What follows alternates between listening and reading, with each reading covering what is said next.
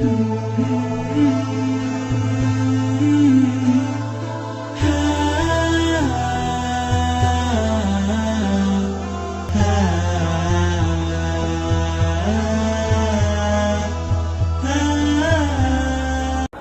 kubur teman-teman, bagi orang yang hidup, kalau kita lewat di depan kuburan, kita lihat tanah dan batu nisan saja, itu bagi kita yang masih hidup.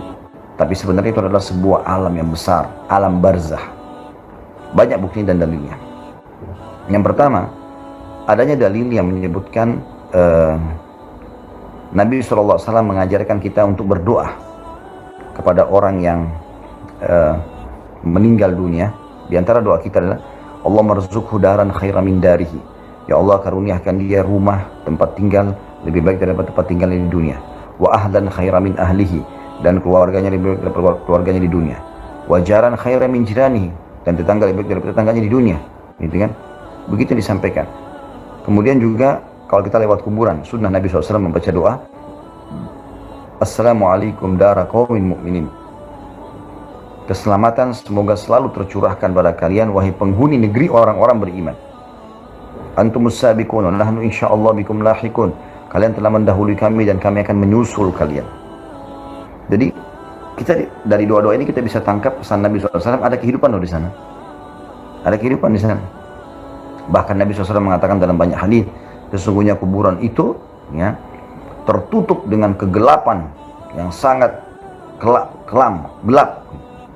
Dan dia diterangi dengan salawat kepadaku sallallahu alaihi wasallam. Juga Nabi SAW mengatakan pernah melewati dua kuburan, kemudian mengatakan sesungguhnya dua penghuni kuburan sedang disiksa, dan mereka disiksa dengan perbuatan yang tidak dianggap besar oleh orang, tapi ketahuilah dia adalah perbuatan yang besar, sebagian dari dosa besar. Salah satunya suka mengadu domba, yang satu lagi tidak cebok pada saat kencing. Ini sudah saya rincikan panjang lebar di kajian kitab At-Tadhkirah.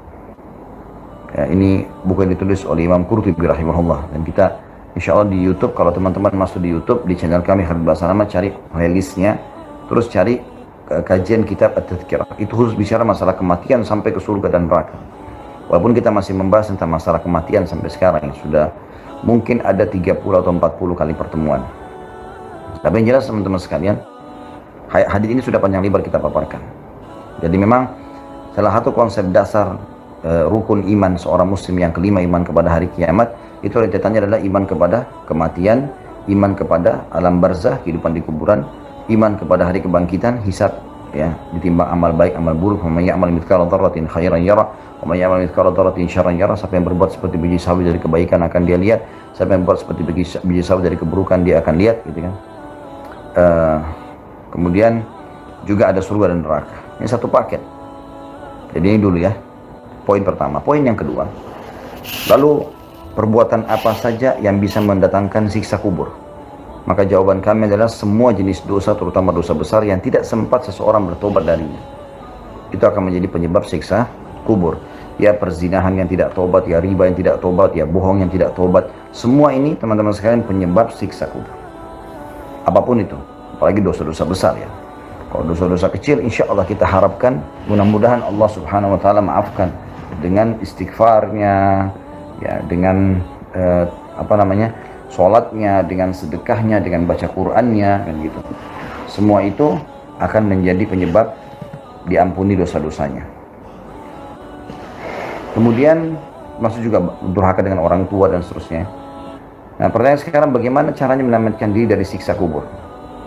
Tentu banyak anjurannya, tapi kita simpulkan di poin-poin dasar. Yang pertama, selalulah bertobat dari dosa Anda. Selalu bertobat. Tidak boleh kita bermain-main soal ini. Harus betul-betul kita tobat nasuha dari semua dosa yang pernah kita lakukan. Jangan pernah tunda. Kata Nabi SAW, aku bertobat dan istighfar kepada Allah sehari ya sampai 100 kali. Itu Nabi SAW, apalagi kita gitu. Kemudian yang kedua, selalu memohon kepada Allah berlindung agar diselamatkan dari siksa kubur. Karena sebelum salam, ada doa yang Nabi SAW selalu tekankan kepada kita. Nah itu Nabi SAW sering baca setelah salawat kepada beliau. Itu beliau langsung masuk ke itu. Allahumma inni a'udzubika min adzabi jahannam wa min adzabil qabr wa min fitnatil mahya wa mamat wa min fitnatil masiihid dajjal.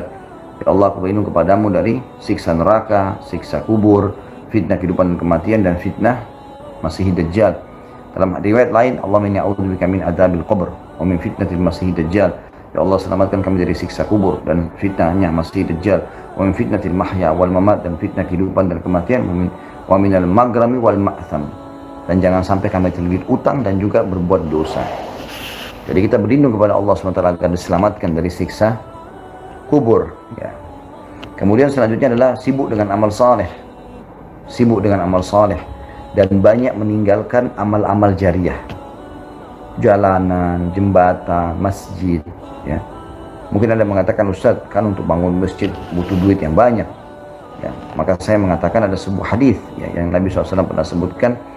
Waktu pernah ada sahabat bertanya itu, ya Rasulullah, tidak semua orang bisa bangun masjid, pikiran mereka tuh satu masjid besar biayanya, mungkin seperti apa yang Anda bayangkan.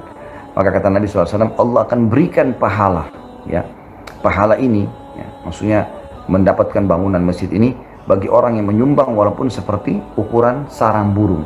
Ada sarang burung yang kecil, ya, seperti itu saja. Maksudnya kalau ada kotak-kotak amal di pinggir jalan, Anda lihat, sumbanglah, walaupun Rp1.000, Rp2.000, Rp5.000, sumbang yang Anda mampu.